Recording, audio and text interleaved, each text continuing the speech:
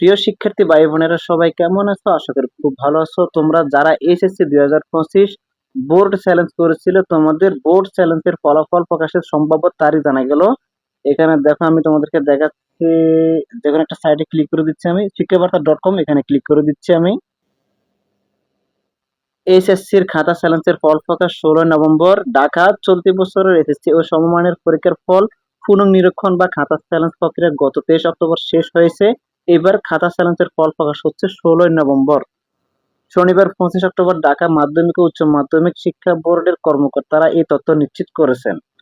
শিক্ষা বোর্ডের পরীক্ষা নিয়ন্ত্রক অধ্যাপক এস এম কালাম উদ্দিন হায়দার বলেন, এই বছর ঢাকা বোর্ডে খাতা চ্যালেঞ্জের আবেদন করেছেন ৬৬,১৫০ জন শিক্ষার্থী। মোট আবেদন করেছে ১,৩৬,৫০৬টি বিষয়ে। এর আগে গত ১৭ অক্টোবর শুরু হয় ফল পুনঃনিরীক্ষণ বা খাতা চ্যালেঞ্জ। ঢাকা মাধ্যমিক ও উচ্চ মাধ্যমিক শিক্ষা বোর্ডের এক বিজ্ঞপ্তিতে জানানো হয়, পুনঃনিরীক্ষণের আবেদন শুধু অনলাইনে করা যাবে। অন্যান্যবার এসএমএস এর মাধ্যমে এই সুযোগ ছিল। শিক্ষা বোর্ড, শিক্ষা মন্ত্রণালয় বা অন্য কোনো অফিসে সরাসরি আবেদন গ্রহণ করা হবে না। প্রিয় শিক্ষার্থী ভাই বোনেরা, তোমরা যারা বোর্ড চ্যালেঞ্জ করেছিলে অপেক্ষা করো, তোমাদের বোর্ড চ্যালেঞ্জের ফলাফল 16 নভেম্বর প্রকাশ করা হবে।